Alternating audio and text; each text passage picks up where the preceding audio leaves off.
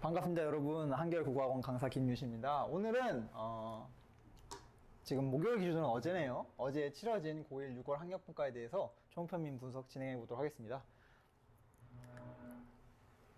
지금 이제 목요일 찍고 있는데 바로 내일이 현충일이거든요. 그래서 옷이 조금 그동안에 격식이 있지도 않았어요. 격식 있는 옷이랑은 좀 다를 수 있는데 한국의 여러 호국 영양들을 기리는 뜻을 담아서 코리아 티를 입고 왔으니 여러분들도 그거 좀 소중하고 행복한 하루 되시길 바라겠습니다. 내일. 자, 먼저 등급컷 및 난이도 분석이 첫 번째, 두 번째는 시험 구성 및 문제 파악으로 이루어지겠습니다. 3월 시험이 1등 컷이 84점이었어요. 그리고 표준 점수가 135점. 상당한 시험이죠. 보통 수능이 1등급 컷 표준 점수가 130점대에서 중반에서 형성이 되는데 그 정도의 난이도를 자랑했다.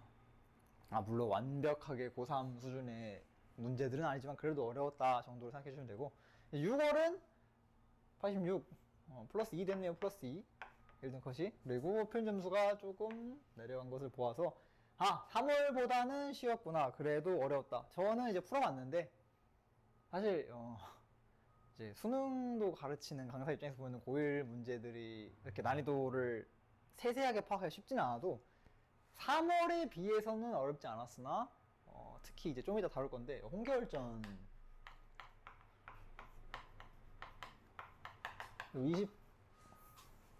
28번 문제 이거 어려웠거든요. 그래서 이걸 비롯해 가지고 일종의 선행 혹은 사전 학습이 되어 있지 않았다면 문제가 파악하기 되게 어려운 문제들이 많았어요. 그래서 이걸 또 쉬운 시험만은 아니었다라는 점 말씀드리고 계속 가보겠습니다. 이거 물이 묻어 있네요. 자, 자그마한 해프닝은 쉽게 넘어가도록 하고 시험 구성부터 차례대로 알아볼게요.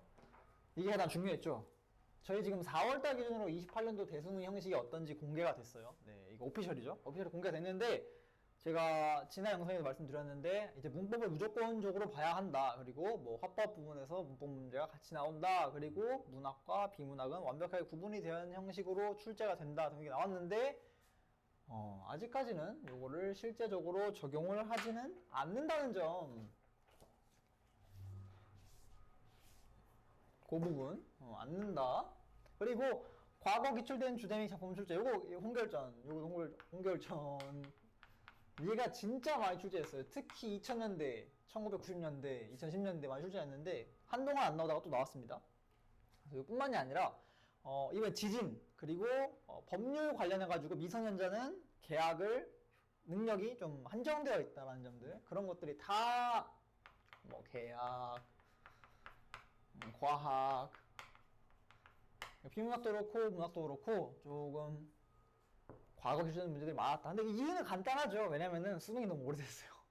수능이 벌써 20년이 넘게 진행이 되고 있죠. 20년이고 곧 30년, 94년 기준 시작됐다고 했을 때 2024년이 넘었으니까 30년 정도 벌써 진행되고 있으니까 과거 기준의 문제들이 나올 수밖에 없어요. 어쩔 수 없는 거고. 그 다음에 내신 기출과 병행 가능한 문법 문제들, 네, 그렇습니다. 처음 보는 문법 문제들도 있는데 1학기 때 배웠던 문법 문제들, 특히 뭐 의문변동이나 맨날 보는 그런 친구들, 그 다음에 피동표현, 이건 이제 보통 기말고사에 많이 나오죠, 학교에서. 네, 그래서 내신 기출과 병행이 가능했다. 모의고사 대비도 하면서 내신도 함께 대비할 수 있는 꼭 먹고 알 먹기, 아니면은 학생들 두 배로 고통스럽게 하기, 그거는 개인의 공부 정도에 따라 다르겠죠, 학생 정도에 따라서. 그리고 사전 지식이 필요했던 문학, 특히 홍계열전, 아까 방금 전에 얘기했는데 사실상 28번은 이 홍계열전이라는 작품을 미리 알고 있지 않았으면은 틀렸을 수밖에 없어요. 그래서 저는 3월보다 6월이 더 쉬웠던 건 맞는데 이러한 그냥 틀리라고 낸 문제들을 보면서 6월도 만만치는 않았다라는 점 한번 언급하고 지나가겠습니다. 시험 구성은 이렇게 됐고 가장 중요한 건 이거죠. 28년도 대수능 형식으로는 아직 구성되지 않았다는 점. 그래서 학습 방향을 제시해 보겠습니다. 학습 방향 제시가 뭐냐라고 하니 본문의 선지의 표지, 본문의 선지의 표지. 이 표지는 말이 어려서 그렇지 힌트죠. 힌트 파악. 문제를 읽다 보면은 보기 같은 데서 뭐라 그러냐, 힌트를 얻을 수도 있고, 혹은 선지에서 선지가 4개는 맞는 소리라고 저번에 얘기했는데 하나 틀린 소리 하는 거니까 요 4개를 통해 가지고 어떻게 잘 추론해 가지고 내 학습 정도가 좀 부족하더라도 그 자리에서 날 것의 회를 치듯이 지혜를 얻을 수 있다는 점. 그래서 요 표지를 바탕으로 선지의 함정을 구분하면서 거기서 뭐 만화나 아니면은 뭐 영화 같은 데 보면 그런 표현들 있죠. 막 소년 주인공이 성장을 하면서 뭐 저 녀석은 실제로 싸우면서 성장하고 있어. 그런 것처럼 그 자리에 성장할 수 있는 거고, 또한 요 표지에 대한 예시로 가장 간단하게 이제 다들 6월 모의고사 안 찢어버리길 바라면서 꼭 한 시험지 갖고 있어야 돼요. 이거 지금 끝났다고 버리는 게 아니라 두고두고 보면서 어떤 학교들은 실제로 문제 나오기도 하니까. 가장 쉬운 예시로 자 1번에서 3번 중에 안녕하세요. 그 첫 번째 지문 한번 읽어볼게요. 안녕하세요. 땡땡입니다. 여름처럼 물놀이나 캠핑 같은 야외 활동이 활발한 시기입니다. 이 시기에는 자외선 농도가 높아서므로 피부 보호에 특히 신경 써야 하는데요. 그래서 앞에 뭐라 말하고 있어요. 자외선 어쩌고 하고 있는데 요 그래서가 핵심 표지죠. 이게 메인 중요한 내용이 나올 거란 예고해주는 친구예요. 그게 표지 역할인 거고. 그래서 오늘은 자외선이 피부에 미치는 영향과 피부를 보호하는 자외선 차단제에 대해서 알아보겠습니다. 자외선의 영향.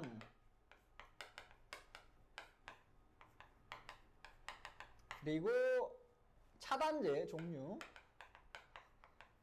종류를 알아보겠습니다 라고 그래서 뒤에 얘기했어요. 그래서 뭐냐면 요거 2개만 핵심적으로 보면 된다.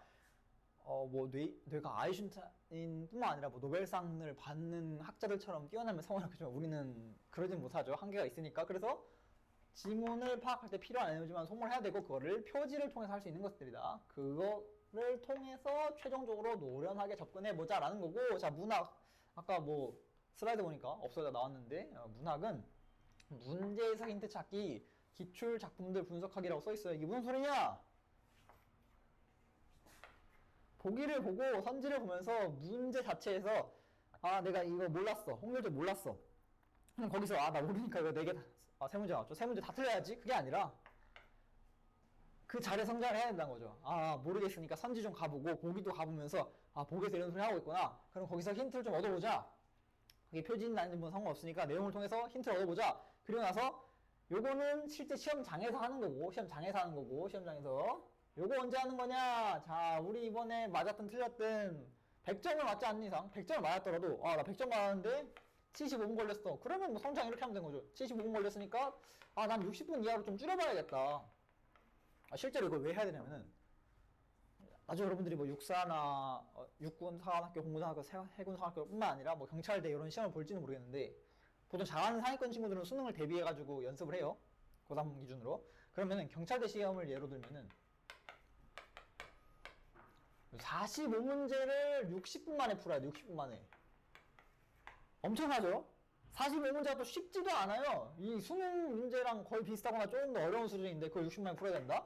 그러니까 이런 훈련들을 미리미리 하는 거예요. 내가 100점 맞았다고 만족을 하는 게 아니라 75분 걸렸구나. 그러면 다음에 60분 줄여보자. 또 50분도 줄여보자. 등 연습을 하거나 혹은 내가 100점을 맞지 못했다라고 한다면은 요 기출 작품들을 분석하기를 통해서 다음에는 100점을 맞아봐야지. 그러한 다짐을 해보자라는 학습 방향을 제시해 보겠습니다. 공부에 끝이 없다라는 거죠. 100점을 맞아도 끝날 수가 없다. 가장 이상적인 거는 한 50분에서 60분 사이? 학생 레벨에서 50분, 60분 사이를 풀 수 있으면은 진짜 그건 엄청난 거라서 그걸 목표로 한번 제시해주고 싶고요. 꼭 그러라는 게 아니라 목표로 공부를 해보자라는 거. 자, 방향도 제시했고 우리 등록커도 받고 대수능이랑 아직 변하진 않았어요. 등록커도 봤으니까 문제 3개만 같이 풀어봅시다. 첫 번째 홍계열전 28번이에요. 이게 사실 조금 자랑 같긴 한데 학원에서 저희가 모의고사 클리닉을 3회 진행을 했고 그 3회차 맨 마지막에 홍계열전이 나왔습니다. 그리고 제가 요걸 찝었어요. 똑같이. 이제 개월이, 그러니까 평국이라고 하죠. 그러면 개월이가, 이 내용을 모르실 텐데, 개월이가 7살 기준으로 평국이라는 이름을 받아요. 그래서 그 이후에는 평국을 쓰면서 남장을 하고, 뭐, 복이랑 같이 자라고 하는 건데, 이거 뭐, 기출문제를 안 봤으면 알 수가 없는 부분이죠. 그래서, 일단은 제외하고, 그래서 뭐 개월이라고 할게 홍계월전 다 아는 내용이니까, 그러니까 홍계월전이라는 걸 풀어봤으면 이제는 아는 내용이 됐으니까 요 시험 풀 당시에는 몰랐겠죠. 그래서 요 미음 저러하고 평일에 남자라 칭하리요 나를 업신여기더니 이제도 그러할까라는 거를 그대로 수업 시간에 했었어요. 그대로. 이 파트가 뭐냐라고 하면은 이게 사랑과 전쟁입니다. 조선 후기 소설이니까 당연히 우리 소설을 팔리려면은 뭐 다큐멘터리나 혹은 뭐 수필처럼 자, 우린 매일 아침 6시 일어나가지고 몸을 꽃단장을 한 다음에 운동도 한번 해주고 조식으로는 몸에 부담이 가지 않는 가벼운 야채 혹은 우유를 곁들인 계란 정도를 먹은 다음에 1시간 가만히 앉아서 정신 수양을 하고 이제 학교를 갈 시간이 됐으니까 학교를 간 다음에 학교를 가가지고는 선생님께 바르게 인사하고 학우들 그부들과 우정을 나누며 이런 삶을 살면은 재미가 없죠. 재미가 없어요. 그러니까 소설도 어떻게 되냐면 소설도 기본적으로 왜 표현을 이제 치정극이라고 하죠. 어려운 말이긴 한데 그냥 뭐 연애가 들어가고 치정이라고 해가지고 정을 통한다. 요 불고기를 표현한 건데 계월이 평국이랑 결혼을 하고도 애첩을 드려요. 첩을 드려요. 좀 안 보이겠다. 보이는 쪽으로 해서 보국이가 또 첩을 드립니다. 이미 그 계월이랑 결혼을 한 상태예요. 결혼함. 근데 뭐 첩이 또 뭐 개인의 능력이 뛰어난다거나 아니면 아름다운 미모를 갖고 있으면 모르겠는데 계월이는 애초에 소설 안에서 묘사가 있어요. 천하의 일색이다. 천하에서 가장 아름다운 미모를 소유하고 있다는 거죠. 그 다음에 능력치 자체는 이미 거기 뛰어나게 나와있어요. 뭐 장원급제를 했다. 특히 보국이랑 같이 시험만 장원급제 한 거예요. 뭔 소리냐면 계월이 1등하고 보국이 2등합니다. 그러면은 이미 문무지략이 모두 통과한 거거든요. 문무지략이 또 뭐냐라고 하니 그냥 평범하게 얘기해서 운동은 잘하고 공부도 잘한다. 그 정도로 알면 돼요. 그래서 요런 수식어가 붙는 계월인데 계월이 놔두고 첩 드리고 그 첩이랑 놀아납니다. 뭐 결국에 나중에는 반성을 하고 첩을 이제 네 첩이 좋지 않은 매점을 맞고 보국이와 계월이는 잘 이어지는 이 좋은 러브스토리인지 아니면 치정극인지 모르겠는데 이런 내용이에요. 내용이다 보니까 요 미음에 대해서 그렇게 얘기를 했어요. 아 이거는 평일에 남자라 칭하리오. 이게 뭐냐면은 계월이가 활약을 하다가 한번 은퇴를 합니다. 왜냐면 남자가 아니라 여자인 게 밝혀졌기 때문에. 그리고 결혼을 하고 나서 여기 표현을 보면은 그게 있어요. 좀 독방에 갇힌 건 아니고 그냥 이제 안방 같은데 우리로 치면 이제 밖에서 일하는 게 아니라 집에서 여자니까 조선시대죠. 여자는 밖에서 일하는데요. 그 장기나 두면서 시녀들과 놀았다는 파트가 있는데 그런 거예요. 그렇게 너 여자인데 그냥 그렇게 집 안에 가만히나 있지 왜 나와가지고 나랑 자꾸 뭐 군제를 겨루려고 하느냐 하면서 보국이가 가부장적인 모습을 보여줬던 거죠. 그래서 그거에 대해서 은본이 담았던 거를 갚아주는 파트입니다. 갚아주는 파트. 뭐 그래 요거는 좀 이따 28번에서 자세히 하기로 하고 자 잠깐 요약을 보자면은 배경은 명나라입니다. 다른 판본에서는 대명이라죠. 대명이라고. 그래서 다른 판본 기준에 했을 땐 대명이라는 나라가 실제로 있는지 없는지 모르니까 대명이 뭐야 라고 헷갈릴 수도 있는데 명나라입니다. 명나라. 우리나라는 조선은 제조지은이라고 해서 과거에 이렇게 임진왜란 이후에 생긴 말인데 조선을 다시 지어준 은혜라고 합니다. 임진왜란 때 무너질 뻔했던 거를 명나라가 도와줘가지고 우리나라가 버틸 수 있었고 그래서 명나라를 좀 섬기는 그러한 기조가 있었다. 그래서 대명이라고 표현할 수도 있다라는 점. 조선 후기 고전 소설이에요. 이게 왜 중요하냐? 여성 주인공 소설의 특징 파악이라고 같이 써놨는데 사실 조선 중기, 정기, 요 임진왜란을 기준으로 조선 후기랑 중기가 넘어오는데 그 전까지만 하더라도 요런 여성 주인공 소설 거의 없습니다. 거의 없어요.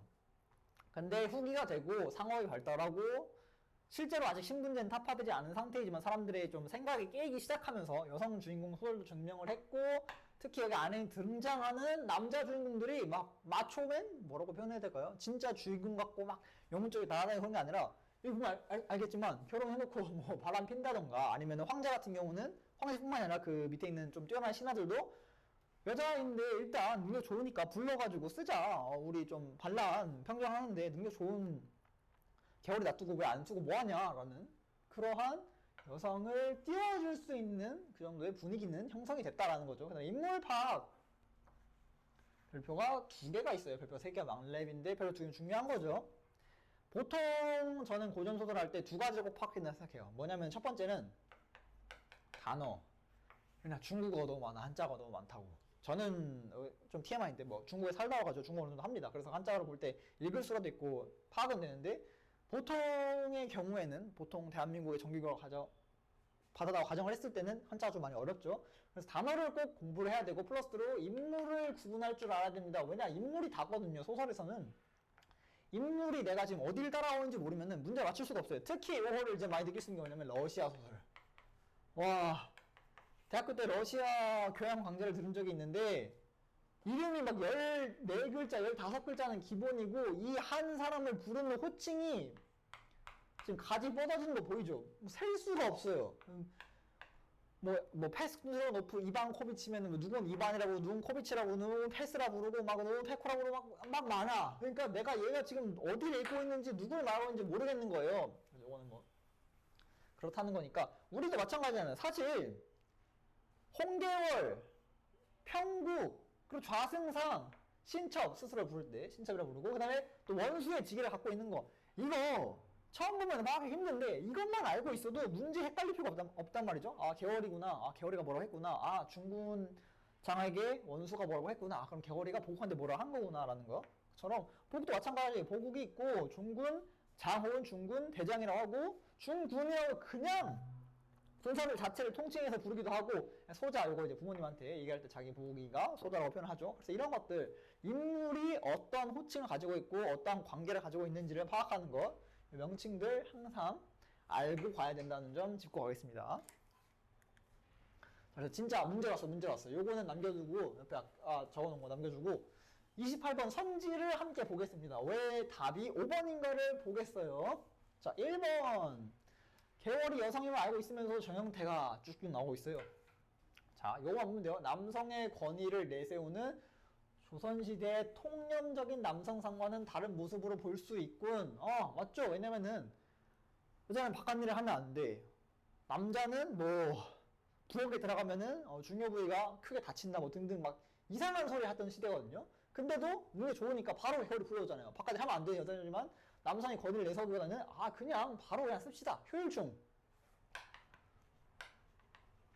충은 나쁜 그 벌레자가 아니라 충실하다. 효율에 충실한 사람이란 거예요. 지금 당장 위험한데 뛰어나게 써야지.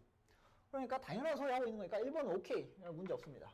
자 2번 전쟁터에 개월이 출정해야 한다는 제안에 천자가 망설이는 장면. 자 천자 황제죠. 황제가 망설이긴 했어요. 불러도 될까? 지금 개월이는 결혼한 다음에 주중 처자로서 조금 물러나는 상태인데 하면서 여성의 사회 진출에 대해 어느 정도 깨어있긴 하나 그래도 과거예요. 그래도 과거. 아직 사회 인식은 조선시대 후기에 불과하기 때문에 망설인다라는 거 핵심이죠. 그래서 이것도 오케이. 3번 개월이 나라를 구하기 위해 천자의 명령에 따르는 장면에 디귿 얘기하는 거예요. 국가에 충성하는 신하이자 국나라의 보관 주체로서 사회적 자아를 실현하고 하는 여성의 모습으로 볼 수 있건 이게 어려운 선지가 아닌데 자 단어들이 어려워. 단어들이 자 국가에 충성하는 신하이자 국나는 또 뭐고 사회적 자아는 또 뭐고 야 뭐 단어들이 그냥 3번만 보고 이게 요약하면 그거거든요. 천자에게 충성하는 충신으로서 자아실현 자아실현까지 갈 필요 없어. 그냥 자신의 역할을 다 하고 있으면 참 편한데 어렵게 말하는 거예요. 하지만 찬찬히 읽어보면은 저기 되게 찬찬한 같이 한번 읽어보죠. 선제 좀 기니까. 신첩이 비록 어리석거나 힘을 다해 성은을 만분의 1내 갚고자 합니다. 패하는 근심치 마소서라고 합니다. 자 천자의 명령 도와달라고 하는 거 따르겠다고 하고 있죠. 그리고 국가에 충성하는 친하로서 뭐나? 힘을 다해 성은을 만분의 1이나 갚고자 하니 자 옛날에는 황제가 곧 국가예요. 짐이 곧 국가다. 그 지금은 통하지 않잖아요. 통하죠.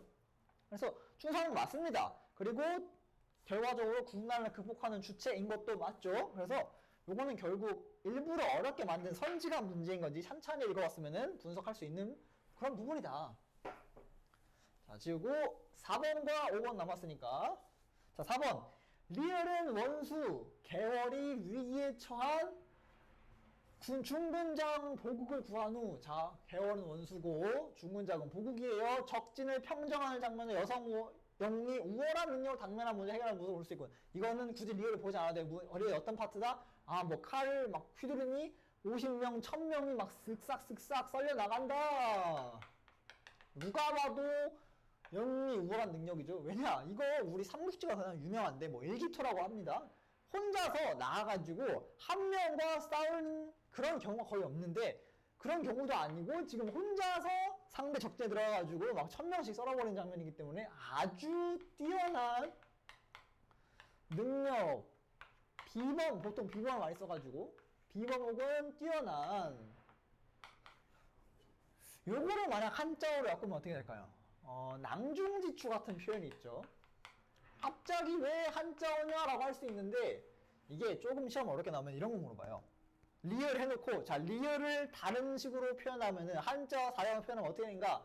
낭중지추 거기 있으면 써야 되는 거예요. 네.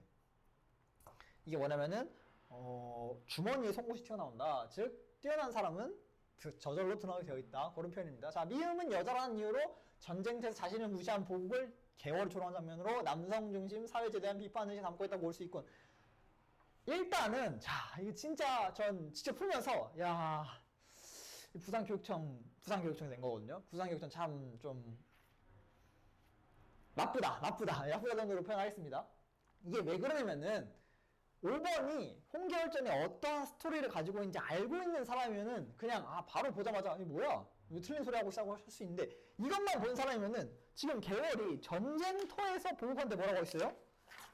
아니, 저하고도 평일에 남자라 그랬다고? 나를 업신여긴다고 하니까 전쟁터에서 자신을 무시한 보국인 건가? 라고 헷갈릴 수밖에 없어요. 그런데 사실상 뭐다? 언제 무시한 거냐면은 전쟁터에서는 지금 표현을 보면은 막 중군 대장이 원수가 호령하는 소리에 찍소리 못하였다, 이런 부분 좀 많이 나오거든요. 되게 막 쫄아가지고 막 강하게 호령하니까 따라야지 하는 부분 많이 나오니까 전쟁터에서는 무시한 적이 없어요. 왜냐면은 보국이도 알아요. 계월이 얼마나 뛰어난 장수이고 지략도 그렇고 무력도 그렇고, 아니 뭐 결혼을 했지만 보십시오, 막 자기 위험에 처하니까 뛰어나와가지고 막 한 면에 칼로 막 1000명씩 썰고 온다니까. 쫄 수밖에 없어요. 그런데 자, 요거는 요즘 평일에라는 표현이 있는데, 요게 진짜 막 월화수목 금토 평일이라고 생각해도 편해요. 이게 뭐냐면은 전쟁 시기가 아니라 그냥 우리가 결혼하고 나서 평범한 날들을 보내던 그러한 시간이라고 보시면 됩니다. 그냥 가정 생활을 할 때, 이때는 이제 그 장군으로서 막 칼질을 할 수는 없으니까 집에서 그럴 수는 없잖아요. 뭐 자기 이제 시어머니 신문 계시고 그런데 막 무력을 볼 수는 없으니까 조선후기 사회에서. 그래서 그런 힌트를 좀 얻을 수 있는 파트들을 한번 정리를 해봤어요. 과거에 장원급제를 한다. 평국은 원수, 보국은 중근장이 뭐냐면 그 보국 잘한 건데, 얘는 1등이고 얘는 2등이니까 전쟁터에서 전쟁 관련해서는 무시할 수가 없다라는 부분, 그런 힌트고, 원수가 친히 붓을 잡아 보국에게 전령하기는 서술자가 말했던 부분인데, 원수가 친히 명령서를 써요. 보국한테 뭐라면은 어이 들어와, 지금 당장 전쟁해야 되니까 깝치지 말고 자꾸 명령 어기려고 막 삐대지 말고 그냥 들어와서 내 말 따라라고 하는 부분. 그러니까 어떻게 해요? 보국이가 그 부모한테 갔다가 불평만 한번 하고, 부모님도 어휴 저 못난 놈 하면서 그냥 너 아내 말 따라라 하면서 가라고 하죠. 그런 부분들. 그 다음에 마지막으로 요 자체가 힌트예요. 절어하고 평일의 남자라 칭하려. 요 평일 방금 말한 요 파트 자체가 힌트입니다. 전쟁터가 아니라 그냥 가정생활을 할 때 남자라 칭한 것이냐, 나를 업신여기더니 이제도 그러할까. 자, 이제도 그럼 언제예요? 전쟁터에서도 지금 내가 너의 목숨을 구해줬는데 아직도 그런 식으로 좋지 않은 모습 보일 거냐라고 하는 표현 자체가 요 5번이 왜 틀린 선지였는지 알려주는 그러한 부분입니다. 98번은 좋은 문제인지 모르겠어요. 왜냐면은 제가 생각하는 좋은 수능이나 좋은 모의고사는 그 자리에서 학생이 문제를 얼마나 깊게 파악을 하고, 혹은 깊게가 아니더라도 얼마 일치 불일치 파악을 하고 뽑아내야 되는 문제였는데, 요거는 공부를 하고 왔으면 너무 쉽고, 안 하고 왔으면, 그러니까 이 작품을 딱 뭐 저격 스타일핑만 찍고 왔으면은 너무 쉽고, 아니면은 틀릴 수밖에 없는 조금 난이도가 이상하게 높은 문제였다라는 점. 그래서 요거 같이 한번 풀어봤고, 하나만 더 해볼게. 하나만 더. 하나 뭐 할 거냐라고 하니까 요 계약 관련 문제입니다. 21번, 24번 두 개 할 건데 왜 하는 거냐 하니, 여러분들이 딱 고1 17살이니까 계약 문제 같이 하면 좋을 것 같아서 갖고 왔어요. 플러스로 오답률이 각각 요게 이제 4등이었고 이게 3등입니다. 2등은 어떤 C 나온 그거였고, 그래서 같이 보면 좋을 것 같아서, 주제가 뭐냐 하니 미성년자와의 거래 계약과 관련한 구매자와 판매자의 법적 보호 조항에 대한 사례 분석인데, 구매자가 누구예요? 미성년자. 판매자는 그냥 뭐 일반 성인 판매자겠죠. 미성년자와 미성년자의 구매자 판매자, 그런 경우 나오면 참 재밌겠는데 그럼 복잡해지겠죠. 일단 요 글 안에서는 성인이라고 생각을 하겠습니다. 자, 문단 분석 들어갈게요. 문단 분석은 뭐 시험 자체에서는 안 해도 되는데 나중에 그 오답하거나 기출 공부를 할 때는 함께 해주면 좋아요. 그러면은, 왜냐면 표지 분석, 제가 맨날 표지를 강조하잖아요. 저 표지맨인데, 표지판도 아니고. 요 표지 관련해가지고 문단 분석을 하면은 막 그러나 혹은 그러므로 하지만 그리하여 막 등등의 표지들이 막 나오는데, 이걸 바탕으로 그 문단에서 무슨 얘기를 하고 싶은지 잡아내는 훈련과 능력이 매우 중요하기 때문에 문단 분석은 스스로 한번 해보면 좋겠습니다. 그래서 1문단은 17세 고등학생 사례를 제시하고 있어요. 나 샀는데 어떻게 해야 될까요? 2문단에서는 계약 취소가 왜 있는 거예요? 라는 거 알려주고 있고, 보호하기 위해서죠. 우리는 끝까지 읽으면 알 수 있어요. 3, 4문단에서는 계약 취소의 실제 적용 케이스, 근데 분리하고 나왔어요. 왜냐면은 케이스를 분리할 때 요거 뭐 전부 다 무효로 돼서 막 물어줘야 되는지 안 물어줘도 되는지, 아니면 일부만 물어줘야 되는지, 그런 것도 나누고 있기 때문에. 근데 5문단 거래 상대방 성인 판매자, 우리 성인 판매자라고 하기로 했으니까 권리를 어떻게 보호해줄 것인가. 6문단 미성년자는 그러면 모든 거래를 다 부모님 허락 받아야 돼요? 그건 아니죠. 여기 뭐라고 나왔어요? 버스카드 찍을 때마다 엄마 전화가지고, 오늘 아버지한테 연락해가지고, 어머니 아버지 연락해가지고, 나 지금 버스 타고 내가 하고 있으면은 세계가 돌아가지가 않겠죠, 이 사회가. 그래서 미성년자가 어떤 식으로 단독 계약을 할 수 있는지 등등을 이렇게 정리를 해봤습니다. 자, 그럼 실제 문제 한번 들어볼게요. 문제로 파악하는 게 가장 중요하죠. 자, 21번의 순서대로 먼저니까 어려운 건 24번이지만 21번부터 먼저 할게요. 자, 21번. 윗글을 이행한 내용을 적절하지 않은 것은, 이게 좀 재밌는데 결국 민법에서 보통 다루는 게 계약 관련된 거거든요. 형사처벌, 그러니까 형법에서 다루는 거는 너가 잘못했으니까 우린 국가에서 너를 벌하는 표현 좀 그렇고 좀 제재를 할 거야. 왜냐면 그게 사회 유품 양속이나 우리 사회 발전에 더 도움이 돼 있고, 민법은 말 그대로 계약이에요. 이게 생긴 거 따지고 올라가면 뭐 자유주의가 발전하고 산업혁명이 나오고 뭐 맞는데, 결국 그거예요. 개인과의 개인끼리의 사적인 거래에서 얼마나 이득과 손해를 약속에 따라서 지킬 수 있는지, 그런 걸 얘기하는 겁니다. 그래서 민법을 좀 공부했거나 아는 사람들은 이게 쉬워요. 취소가 뭐고 무효가 뭔지 애초에 개념이 딱 따르거든요. 무효는 계약 성립 자체를 안 합니다. 그리고 취소는 계약 자체를 성립하건 했으나 나중에 무효로 처리하는, 나중에 없었던 일로 돌리는 그런 건데, 그래서 1번은 계약의 취소는 거래 자체가 무효화됨을, 무효임이 아니라 무효화됨을, 처음에 성립했으나 나중에는 무효화됨을 의미한다는 것 자체가 맞게 돼요. 여기서 읽으면은 잡아낼 수가 있는데, 함께 보면은 어디냐, 요 밑에 들어가가지고 A 보이죠? A, 그 사각형 사이에 여기 A 있는 거, 거기 맨 끝에 보면은 오히려 계약 취소에 따라 계약 이전의 상태로 돌아가므로, 자, 무효화인 겁니다. 그게 이건 추론할 수 있어야 돼요. 어느 정도의 추론이 들어가는 거였다. 계약 이전의 상태로 돌아가야 되는 거니까. 그 다음 2번, 미성년자가 거래한 판매자는 일정한 조건이 충족되면 먼저 거래 취소를 요구할 수 있다. 요것도 마찬가지. 어디냐, 밑으로 쭉 내려가 보면은 A 다음 파트에 나와요. 계약 취소에 따라 다시 보면은, 판매업자는 미성년자의 법정 대리인의 추인이 있기 전까지 먼저 계약 의사를 철회할 수 있는 철회권이 있다라고 하는데, 자, 뭐다? 조건 뭐다?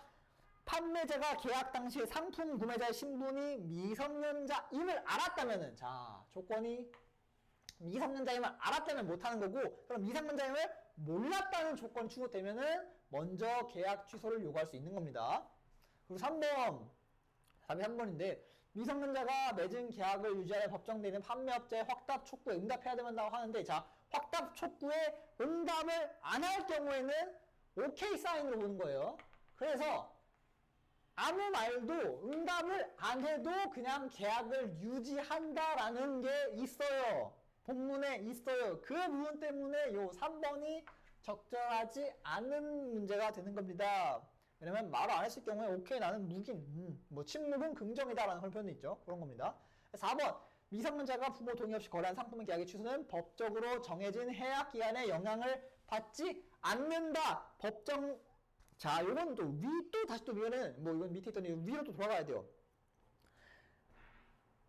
첫 문단, 두 번째 문단 보면은 만약 동의 없이 계약했다면 체결한 계약은 일단 유효하지만 법적으로 정해진 해약 기간이 지났더라도 법정 대리인은 취소할 수 있다라는 부분. 그러니까 영향을 받지 않는 겁니다. 자, 5번 미성년자가 부모 동의 없이 계약한 상품을 사용 도중 취소하면 상품의 성격에 따라 대금방문의 의무가 달라질 수 있다. 여기가 어디예요? 아까 우리 문단 정리했죠.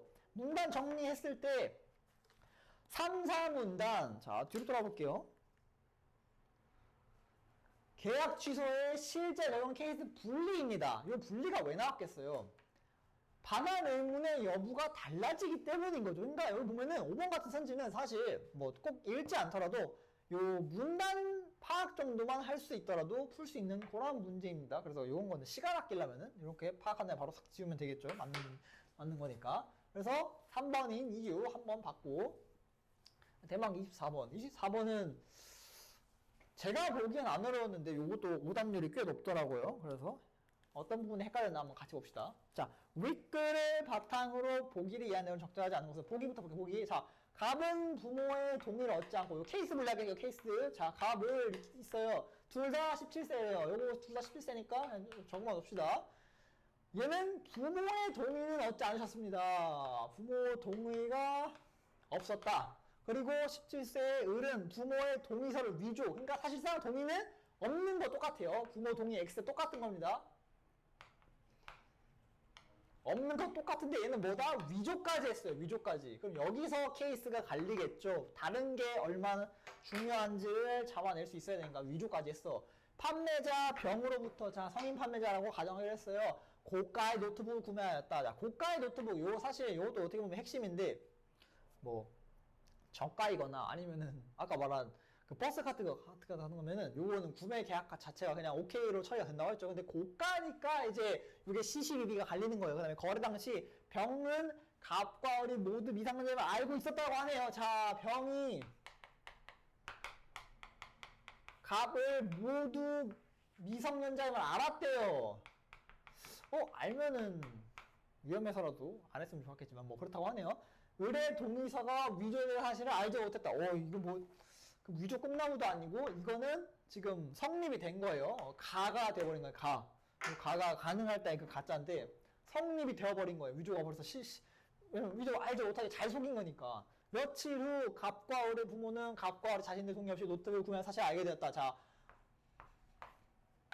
며칠 후 부모님이 알게 된 겁니다.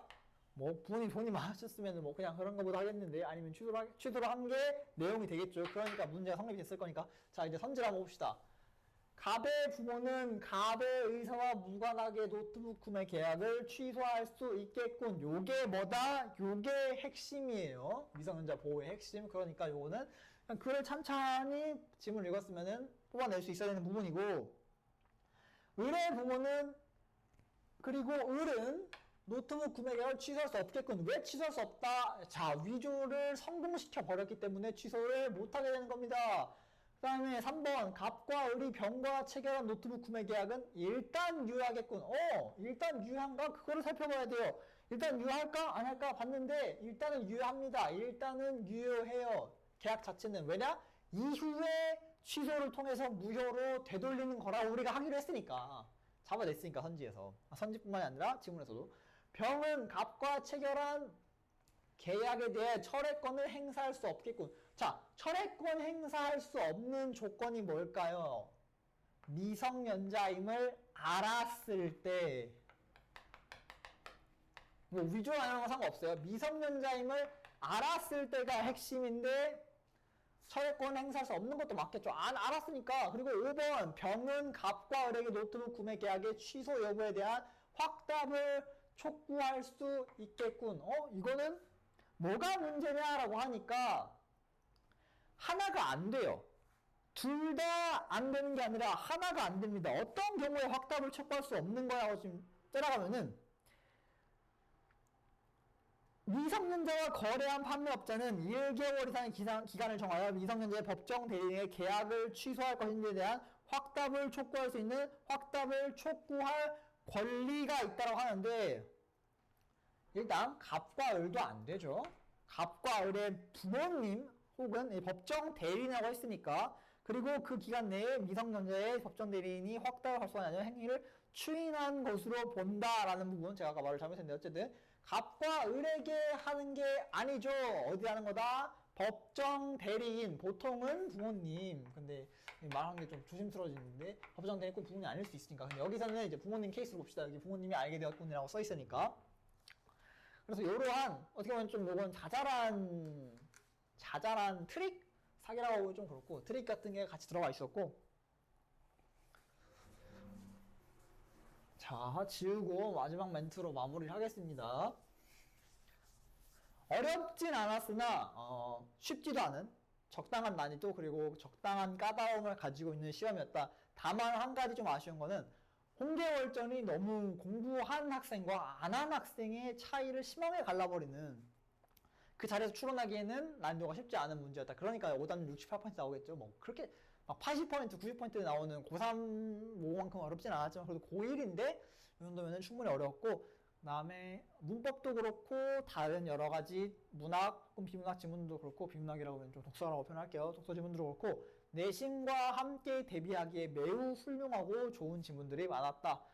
따라서 이제 9월까지는 또 3개월 남았는데 3월부터 6월까지 자기가 어느 정도 성장했고 어느 정도 나아졌는지 한번 파악하는 게 좋겠고 그게 다 되었다면은 여름방학이나 개학까지 좀 합해서 9월로 하면 시간이 거의 없긴 한데 그래도 두 달이 있으니까 그 안에 매주 좀 목표와 분량을 정해서 연습을 해보고 그 중에서 제가 추천해주고 싶은 거는 항상 이제 표지 분석하기 선지와 지문 읽으면서 그 자리에 성장해보고 그 자리에서 파악하는 연습해보기 등등 해보면 좋겠습니다.